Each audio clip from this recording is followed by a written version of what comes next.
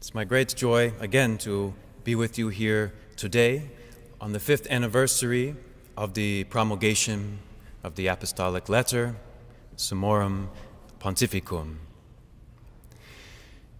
First, I want to make some brief introductory remarks just about the life of our Pontiff. Why are we here today? It's really, well, I don't know the word for a speech, but in writing, if you have a Festschrift, it means kind of a celebratory writing. You get together and men write essays to celebrate the work of a particular individual on a particular theme.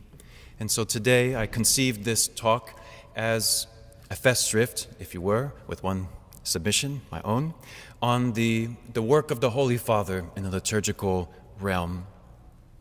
We'll see, I titled the lecture a bit provocatively, The Liturgical Reform of Pope Benedict XVI. And you might be thinking, well, he hasn't really made a reform, so what do you mean? Well, we'll see that as we go in today's lecture, I hope. It's meant to draw people in, so if you came here to find out what I meant, it was a success, the title.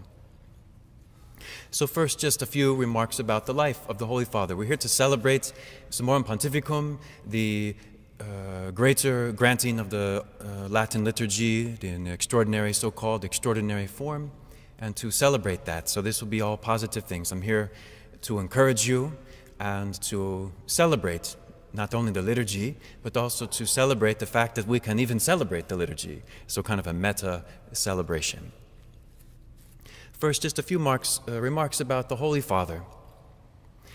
He loves in his book, The Milestones, always to point out the liturgical providences in his life. And so he was born on Holy Saturday in 1927, April 16th it was that year. He was born on Holy Saturday, and so he said he got off on the right start liturgically. He was born on the best day of the year, the Easter Vigil, and he was the first baby to be baptized with the new Easter holy water. And it's almost been a continuous increase in grace for him since then. Wonderful. Thanks be to God. 1927. He was ordained to the holy priesthood on the feast of St. Peter and Paul, 1951. Let's just think about that. I'm going to raise my hand first, so don't be shy. If you were born after 1951, please raise your hand. Wonderful. Okay. Please put your hands down. Why did I ask you to do that? Because oftentimes, when we think about the traditional liturgy, we get impatient and we want things to have happened yesterday or 10 years ago, or why doesn't this bishop do this or that priest do that? And we get impatient. So then we can just remember that the Holy Father has been a priest since before almost everybody here was born, a priest, 60 years plus. He's been thinking about these things his whole life. Again, he's been thinking about them as a priest for more than most of us been alive. And so that's something to make us think. He's a very careful man, and at any rate, okay. After 1 year of pastoral work, he returned to the university where he taught for 25 years. So if you think, what was he up to? He was teaching at the great universities in Germany, all different ones. I won't bore you with all the names. And of course, as a peritus, he accompanied Cardinal Frings of Cologne as a peritus expert, theological expert at the Second Vatican Council. Let us pause at that again.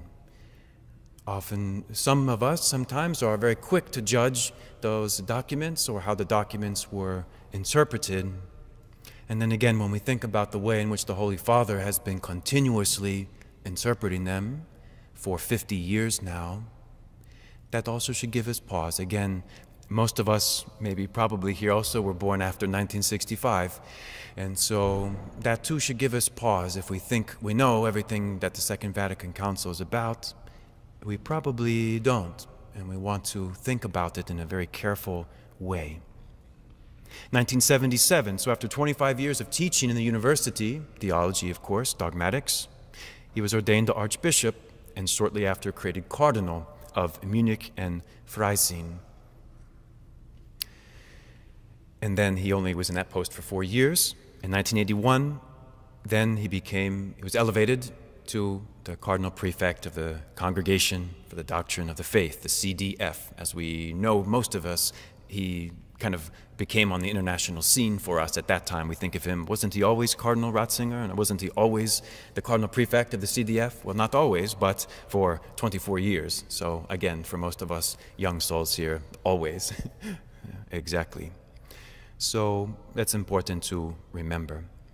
And after 24 years as being the prefect of the CDF for John Paul II, of course, he was elected to the papacy 2005, and that brings us up to today. So in these themes now, I want to speak of his, as I say, the liturgical reform of Pope Benedict XVI, but it's going to encompass his whole life, not just his life as Pope, but his whole life, his whole opus in terms of his liturgical scholarship, which is extremely profound. This is not something ancillary or somehow a peripheral concern of the Holy Father. It is clearly a fundamental importance, not only in his writing, but in his life. It's absolutely central to who he is as a person, as a priest, and of course, as the vicar of Jesus Christ. We could say many things, but we'll limit ourselves today to three principal themes. So just try to think about that. Three themes. One, what he calls the Hermeneutic of Reform, a phrase I'm sure you've heard many times. Number two, our second theme, will be the restoration of earlier forms. That will really form the heart of today's talk. And then the last theme,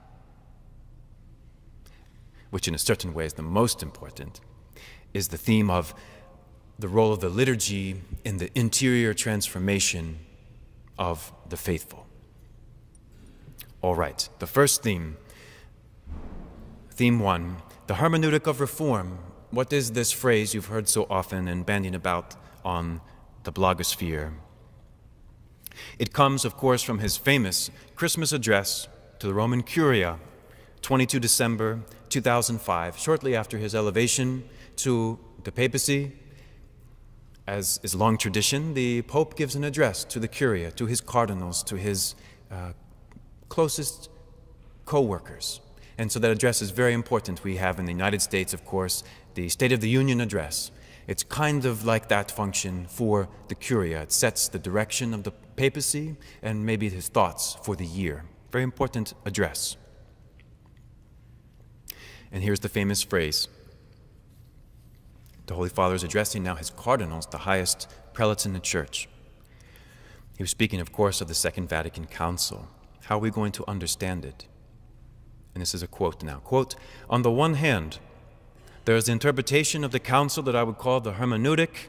Hermeneutic just means a principle of interpretation. A hermeneutic of discontinuity and rupture. And on the other, the hermeneutic of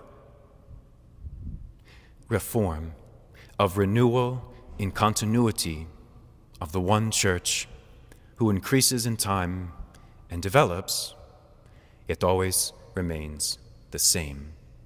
End quote. Very important, and there's a lot there.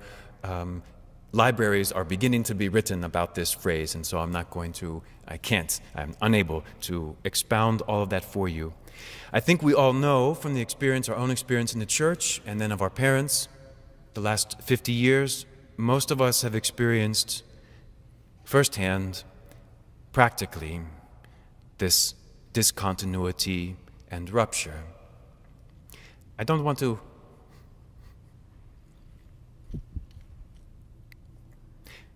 dwell much on that because it's kind of sad, and this is supposed to be a celebratory talk. And so I think we know. I don't want to bring up all the examples that we've all seen 1,000 times. And so we know we've experienced the discontinuity and rupture. We've experienced those things. I will just point out one thing in terms of the faith. Of course, as we know, an attack on the liturgy, also there's going to be an attack on the faith, the dogma. And if you want, just as Luther did, if you want to change people's understandings of the reality of the faith, you have also, the liturgy precisely, you have also then to attack the priesthood, because those two are together, one and the same. If the liturgy falls, well, then we certainly don't need the priesthood. And if the priesthood falls, wither the liturgy. And so, as he was already Cardinal Prefect in 1981, two documents came out, one in 1983 and one in 1995, defending the traditional teaching of the priesthood. The first one, Sacerdotium Ministeriale, 6 August 1983. And that document defined the essential difference between the ministerial and the common priesthood. That means that after the Second Vatican Council, much was made of the common priesthood of the faithful, and much should be made of it. We share in the common priesthood by our baptism. Wonderful. That's a truth of our faith, revealed, divinely revealed in Holy Scripture. Yet, as we all know, there was an obscuring of the difference between the common priesthood of the faithful and the ministerial, Levitical, sacramental priesthood of the ordained ministry. And so that document in 1983 delineated that once again. The second document, Ordinatio Sacerdotalis, 1995, reiterated again the traditional teaching that the sacred priesthood, the ordained priesthood, is definitively reserved to men. Simple statement, but one that needed to be articulated yet again. I just want to now, again, as they know, as everyone knows, laws are not articulated when no one is doing the opposite, right? So when things are being broken, you have to correct. And so the fact that these are articulated means that those concepts were under attack. And they still are under attack in a certain way, but they are on the retreat. We can give great thanks to God for that. So that's one point, a point of faith.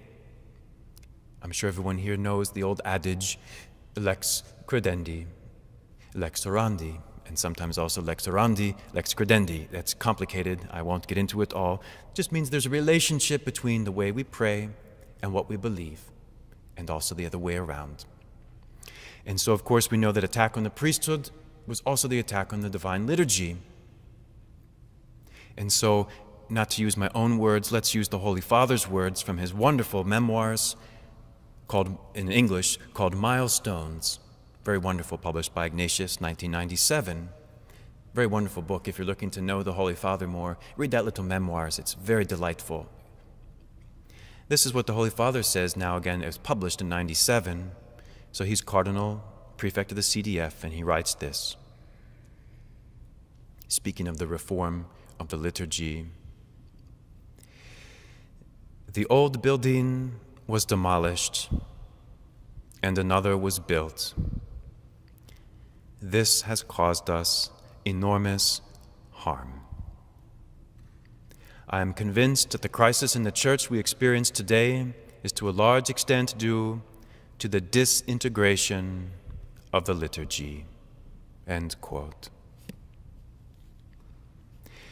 That is his very measured comment on the practical way that most people experience the liturgical reform. It's been experienced as a rupture and a discontinuity. All right, that's what we know. That's point one. That was this first theme. But wait a minute, I thought we were going to talk about the Hermeneutic of Reform. We are, and that's going to be the next point and the third point of the talk. How then, from that experience of discontinuity, how are we going to slowly and organically impart that sense of continuity to the faithful once again? As we know, it's much easier to destroy buildings than to build them. It would take you all of 5 minutes to blow up the Cathedral of Chartres, even though it was built over centuries. So, we have to be patient. Remember, all of you who raised your hand at the beginning. We have to be patient. These things are not solved in a day or in a lifetime.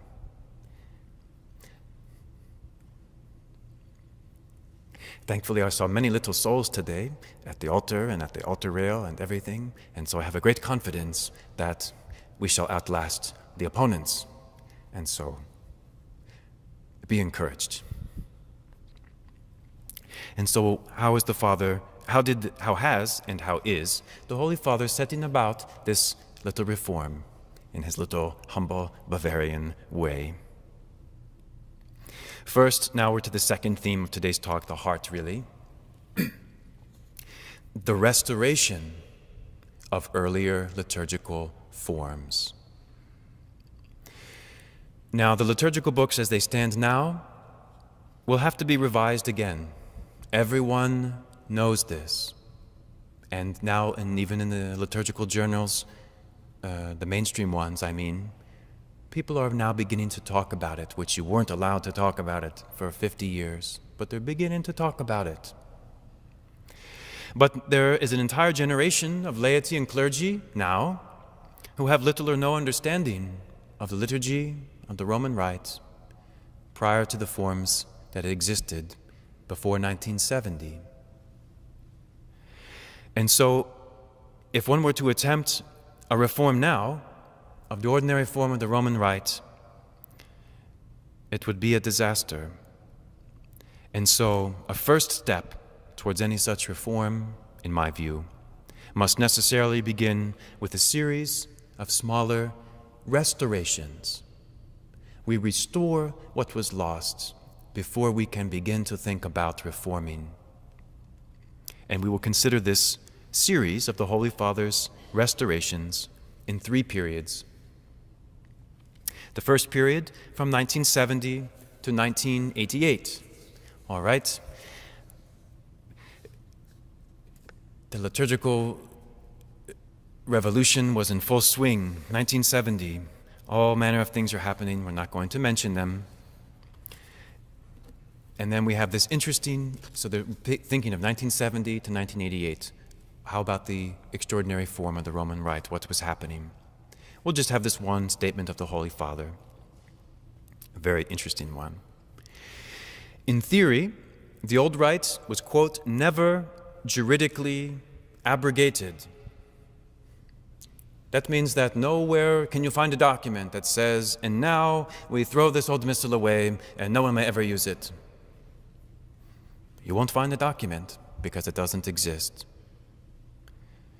Nevertheless, in practice, it was, quote, strictly forbidden, end quote. Okay, we know that period. Even though on paper it was permitted, in practice it was strictly forbidden. And that was of great sadness, 1970 to 1988. You could find it, but in very rare, out-of-the-way locations.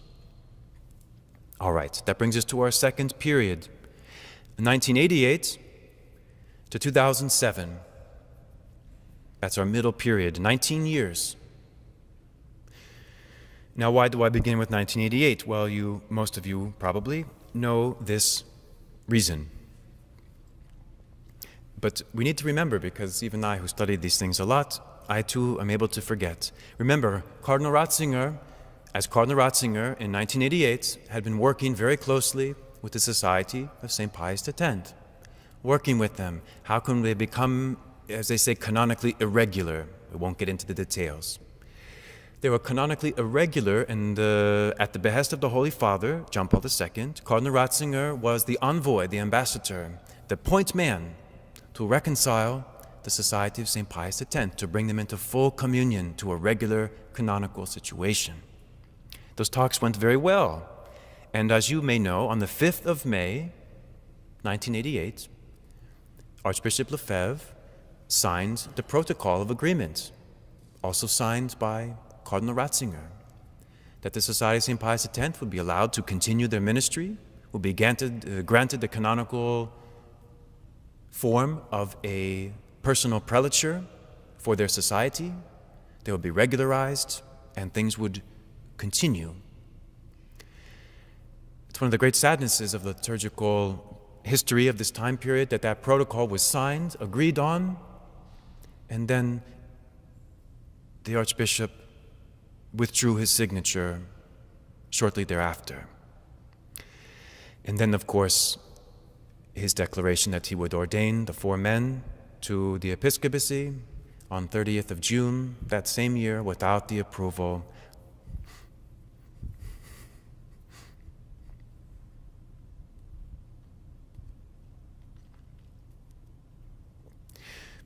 of the Holy Father. So, and that has been the situation from that day until today. Sadly, it perdures. And so again, if you are impatient, remember, the Holy Father, first as Cardinal, now as Pope,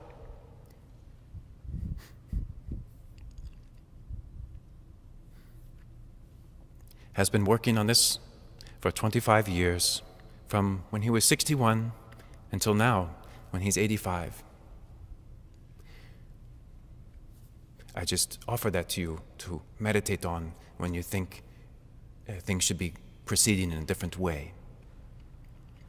And so, together with John Paul II, of course, the Pontifical Commission, Ecclesia Dei, with the Holy Father, John Paul II's motu proprio, Ecclesia Dei Adflicta, 2nd July, 1988, declared the excommunication of those men.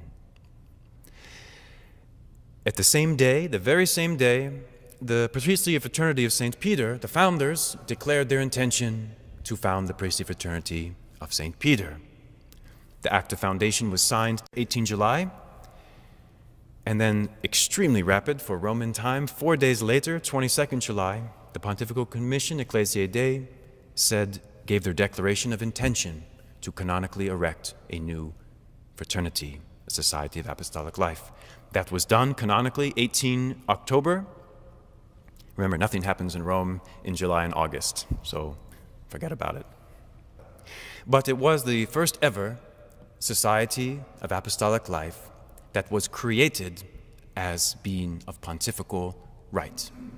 That's a certain sign of solicitude by the Holy Father, John Paul II. It's a great distinction. So we're the first, and there can only be one first, and that's us. And that was the arrangement that lasted for 19 years, this middle period. It was a time of difficulty, some joys and successes, but also a difficult one, because of course that motu proprio, the first one, Ecclesia Dei, left it up to the individual bishop to decide if he would allow the more ancient form. As we know, most of them did not. And so this period was very difficult, also, but having some joys.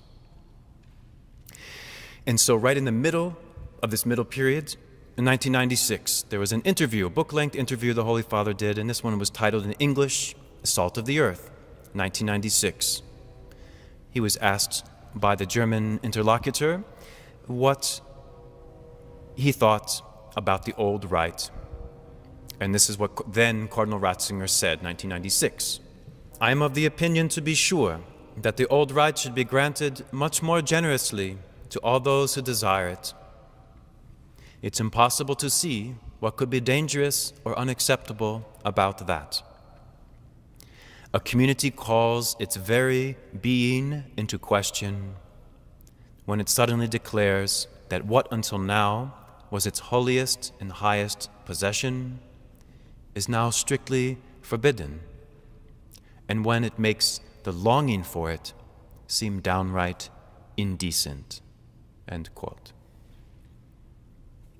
That, of course, is a famous quote. You see it plastered over T-shirts, coffee mugs, books of the Holy Father. And so that middle period, although it had some joy and success, also, I think in the end you'd have to say it didn't work out. But it was what perhaps was permitted or feasible at the time. And then the Holy Father is elevated to the papacy, 2005. And some might wonder, well, why didn't he just restore the old liturgy the first day of his papacy? Well, had a few things to attend to. Had to get all new clothes, and it's a very busy time. So, paciencia, as our Lord says, in your patience you shall possess your souls. Very important. And so he waits.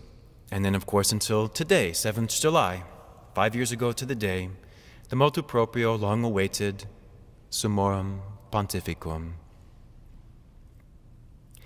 In classic Benedictine style, by which I mean the Holy Father, not the great religious order.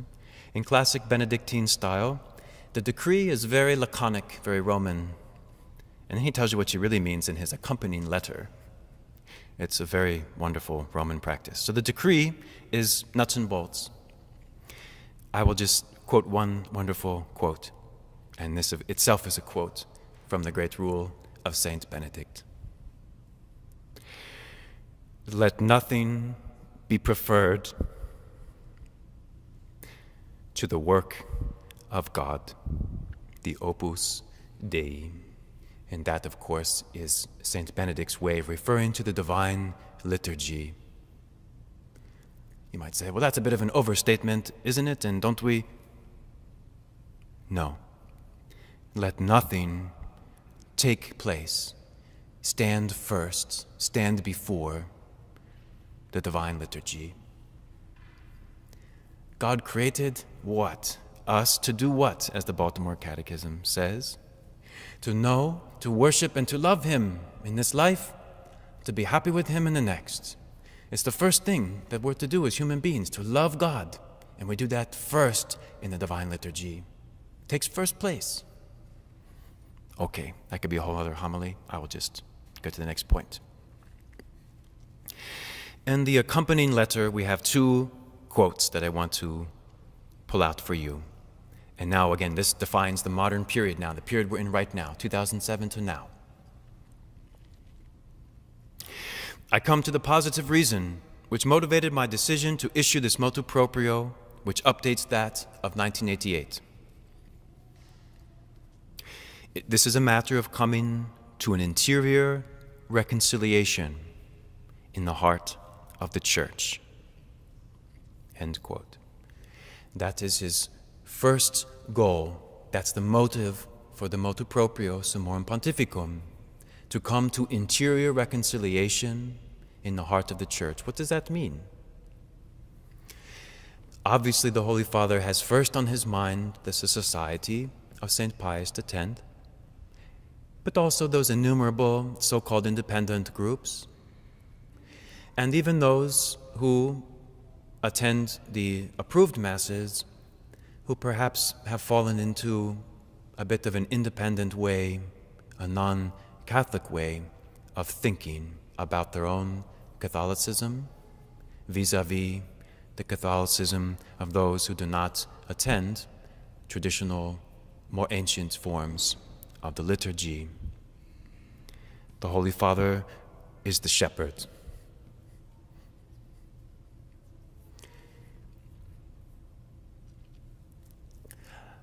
Papa in Latin, Pope, Papa, of course means the daddy. He's the daddy. He wants everyone, all the children, to be at the table together to celebrate the wedding feast. And the good Papa is not happy until everyone is at the table, even as our Lord himself, the Good Shepherd. Second quote. There is no contradiction between the two editions of the Roman Missal. In the history of the liturgy, there is growth and progress, but no rupture.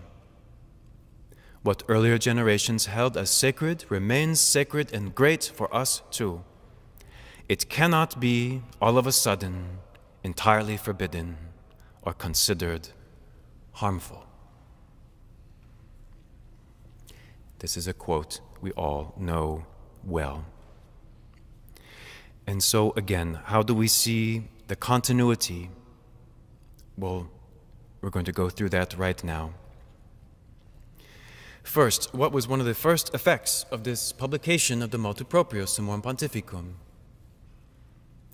Well, you find that suddenly cardinals and bishops are clamoring to celebrate the extraordinary form at the great Roman basilicas and also in their own home cathedrals. And so the very day after the motu proprio came into effect, 14 July, there was a pontifical liturgy in the extraordinary form celebrated St. Mary Major. There are 4 great Roman basilicas, if you didn't know. St. Mary Major celebrates theirs right away. St. John Lateran the Pope's own cathedral, celebrates as well. I don't know the first one, but for sure, the highest ranking prelate in terms of liturgy at the time, he's just been replaced, the Cardinal Prefect for the Congregation for the Doctrine of Discipline, Congregation for the Discipline of the Sacraments, Divine Worship, is how we say in English, Divine Worship, Cardinal Cañizares, celebrated in St. John Lateran, the Pope's own cathedral. That's the highest ranking liturgical prelate other than the Pope himself.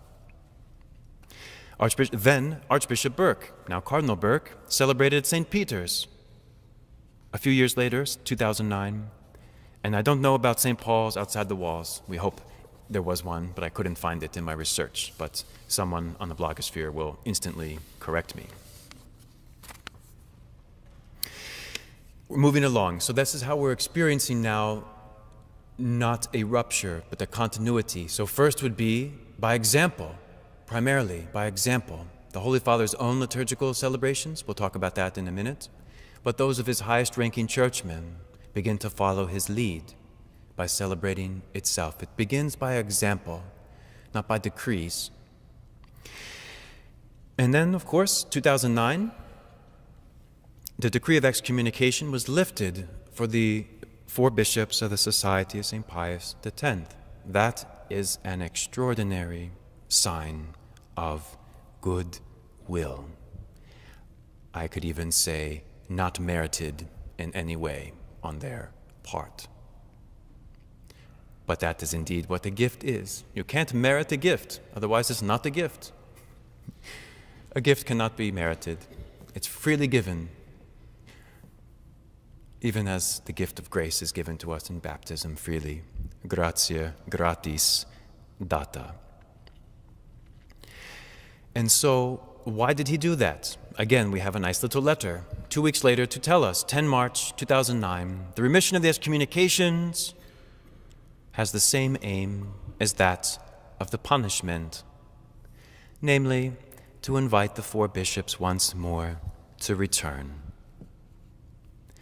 Remember, the Holy Father had been inviting them to return since 1988, and so he waits and waits and continues to wait, like the father in the parable of the prodigal son, just waiting by the road, looking down the lane, longing for the son to return.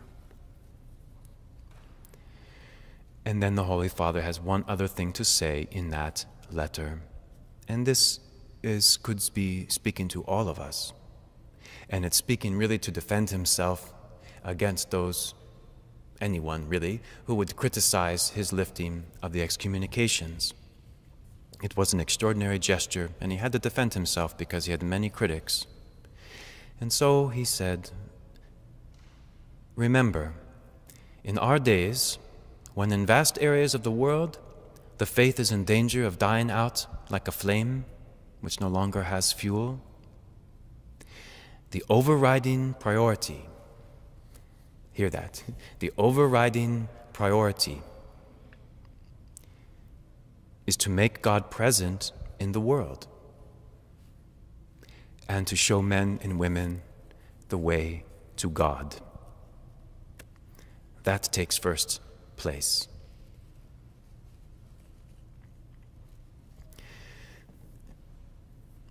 And then, after a little more reflection, this was a movement long coming. The Holy Father sees now that it's not, the liturgical reasons had been addressed with the Society of St. Pius X. And now we enter the doctrinal phase. And so he issued another motu proprio, Ecclesiae Unitatem, also on 2nd July. There's a theme. 2nd July, 2009. So this has been in effect for 3 years now. For 3 years, what has been happening? The Holy Father says this, quote, precisely because the problems that must now be addressed with the Society are essentially doctrinal in nature, I have decided, 21 years after the motu proprio Ecclesiae Dei, that the Cardinal Prefect of the CDF will now be, ex officio, by virtue of his own office, will be President of the Pontifical Commission Ecclesiae Dei as well, and will refer the principal cases and doctrinal questions to the judgment of the CDF through its ordinary procedures, and to submit the results thereof to the superior dispositions of the Supreme Pontiff. With this decision, I have wished to particular to show fatherly solicitude to the Society St. Pius X, in order that it rediscover the full communion with the Church. As you know, those talks have been going on for 3 years, and seems to be making some progress. We have no definitive word. It's still on the table being discussed. The Holy Father is not getting younger. I don't know if there is a more sympathetic prelate in the Church than the Holy Father. We will see. So may the Lord grant him many years. He's been working on this problem for a long time. And so, then, having newly received the competency, some 2 years later, the CDF issues its updated instruction. Remember, after the promulgation of Summorum Pontificum, 2007, it called for, after 3 years, there would be kind of a resume to see how it was going, and then to take the advice and suggestions of prelates and others to see if we could, anything else needed to be done. So those reports were submitted, and it took a little time. That only brings us to 2010, but it's Rome, it gets hot. And so a few months later, not too long after, April 2011, an instruction, Universi Ecclesiae. I forgot. I want to mention the names of these documents are not just willy-nilly, right? They usually mean something. Sometimes they don't, it's just the first 2 words, but oftentimes they mean something. So Summorum Pontificum of the Supreme Pontiffs, a call to unity, because as the great St. Ignatius of Antioch said, where the bishop is, there is the Church. Do nothing without Peter. Summorum Pontificum. The one I just mentioned, Ecclesia Unitatem, concerning the unity of the Church. The unity of the Church, which is a first priority for every baptized Catholic. And then the instruction I just mentioned, Universa Ecclesiae, of the entire Church, of the universal Church.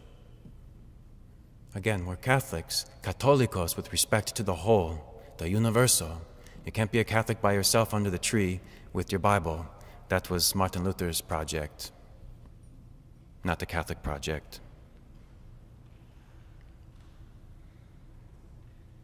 So, the CDF issues its instruction, 30th of April 2011, and it says this: ordinaries are asked to offer their clergy the possibility of acquiring adequate preparation for the celebrations in the, now we call it, the extraordinary form.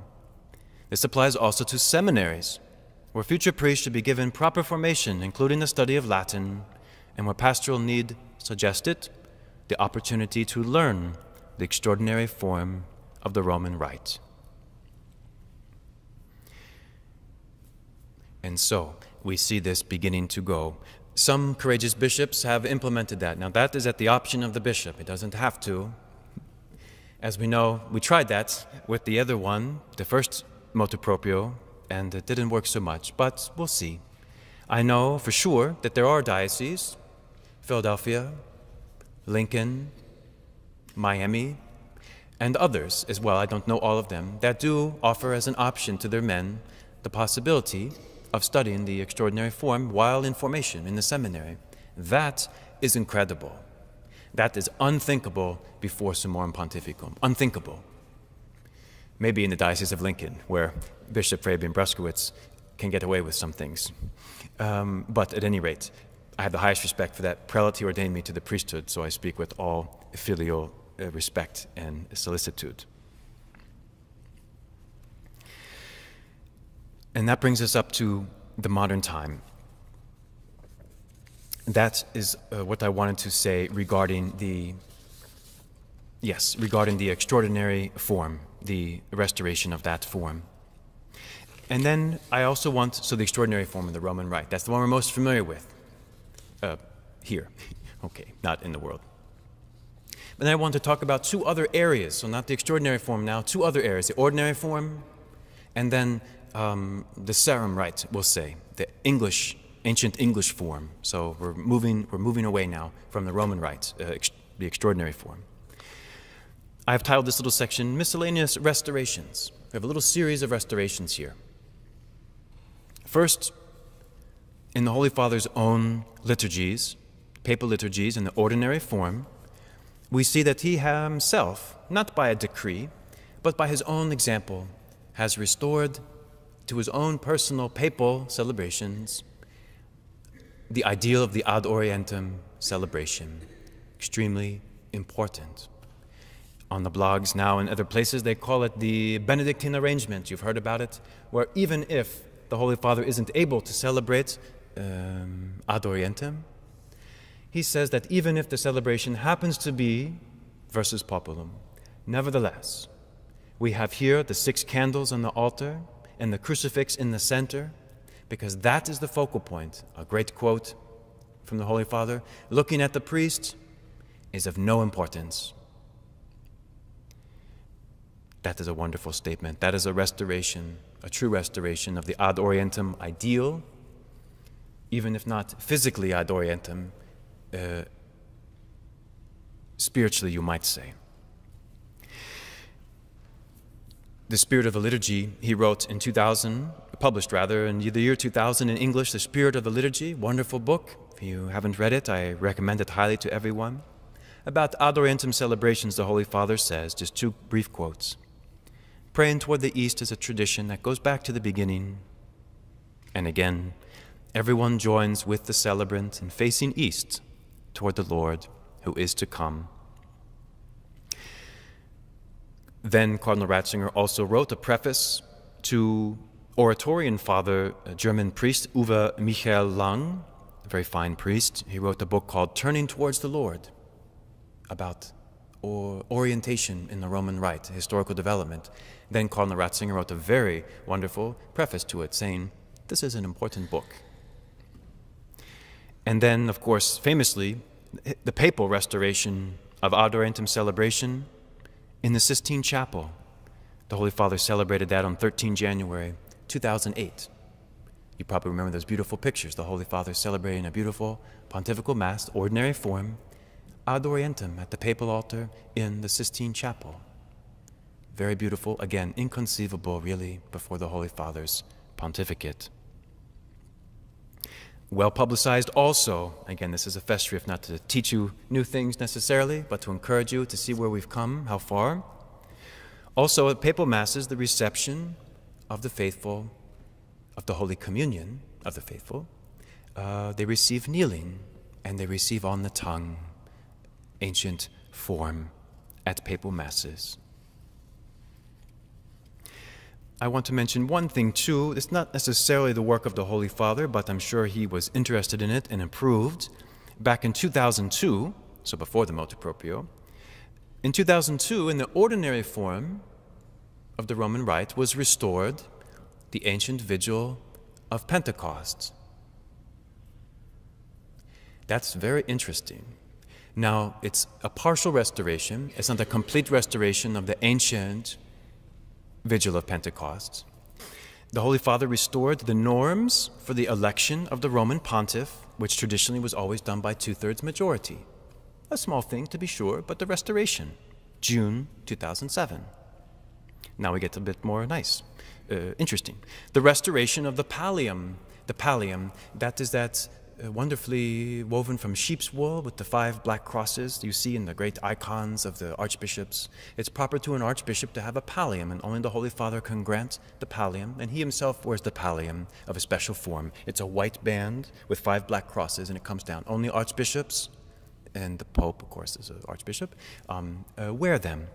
And then he wasn't done with that because the pallium had strangely been inserted, the rite for the imposition of the pallium had strangely been inserted in the middle of Mass after the homily, like they've done with almost all the other sacraments, which is not at all traditional. It's innovation. It's very odd.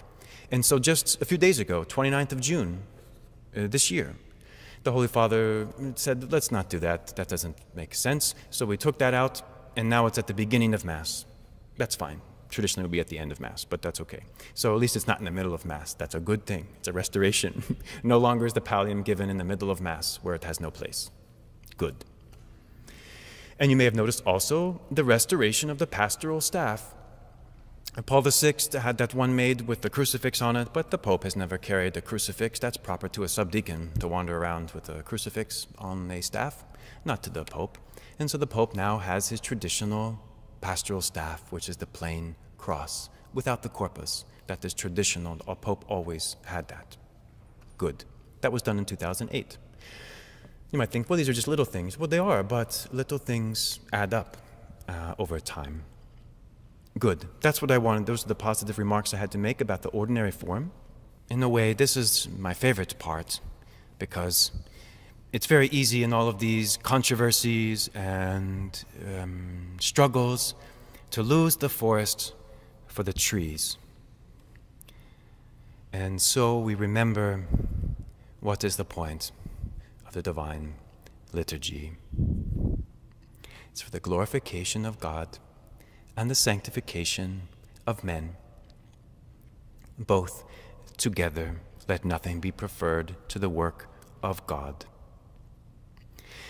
I could say many things about this, but I think we've done a lot just in the last hour of thinking about the externals of our worship. We've said enough, maybe too much.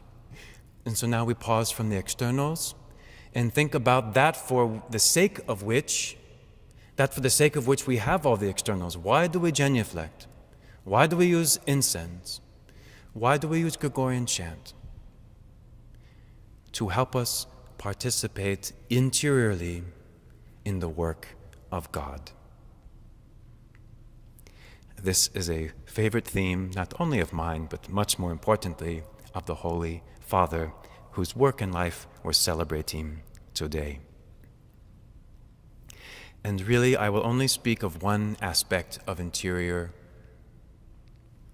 participation. One aspect of interior transformation. How do we participate really? And that's going to be through silence. That phrase you've heard a lot, participatio actuosa, first used by St. Pius X in his motu proprio, tra le sollicitudini. He said he wished that the faithful would have this participatio actuosa, that the faithful would once again really, authentically, deeply share in the liturgy. That's what that means. Participatio actuosa has nothing to do with traipsing about in the sanctuary and all manners of commotions. That is not participation, that is activity. It's not the same thing. The Holy Father, in his wonderful little book, Feast of Faith, Fest des Glaubens, 1981, if there is to be a real participatio actuosa, there must be silence. In the silence, together, we journey inward, becoming aware of word and sign. It's very beautiful. As my brothers love to make fun of me, very sensitive to sounds, get easily distracted. The silence is essential. It's not a little added thing that, oh, well, here you could have 30 seconds of silence. No, it has to be interior, the whole Mass, in a certain way, even though you have beautiful polyphony and beautiful chant. But that all happens inside the silence. and those things sounds paradoxical, but the beautiful polyphony and things that partake of the spirit of chant, they enhance the ability we have to be silent. How many mothers and fathers have told me, "Father, when you have the sung Mass, my little ones pay so much better attention." Why? Because that beautiful music creates a context of silence, and the little souls can't experience the beauty. That is silence, even though there's a beautiful sound, you see. It's not about the exterior, it's about the heart. I have to say, I was at one liturgy, and they wished to chant the whole Mass. Okay, but then they insisted on the priest chanting aloud the entire canon. I almost ran out shaking because it was too much. There wasn't any silence. You couldn't breathe. And then it was not good. Uninterrupted loud chanting of the canon, in my opinion, is worse than loud reciting of the canon. We need silence in the liturgy, but most importantly at the canon and the words of consecration, we need the silence so we can enter into the mystery. Okay. And so our authentic, our real, our deepest participatio, our deepest participation in the liturgy happens how? Last quote from the Holy Father. Surrendering ourselves to the action of God so that we may, in our turn, cooperate, work together with Him. That is what begins in the liturgy and is meant to unfold further beyond it. That is the mature statement of the Holy Father's lifelong work and thought on the sacred liturgy, Spirit of the Liturgy, published in English 2000.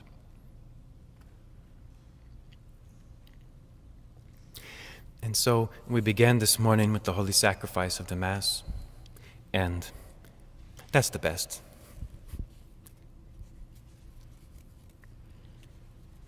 That's the whole raison d'être, the whole reason for our being, is to glorify God.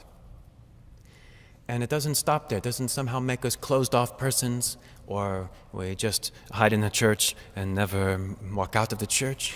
But we come to the sacrifice of the Mass to give worship to God, and also to be transformed, and then to take that action of God into the world, so that we too, like Our Lady, may become co-operatores, co-workers, co-laborers in the vineyard of the world.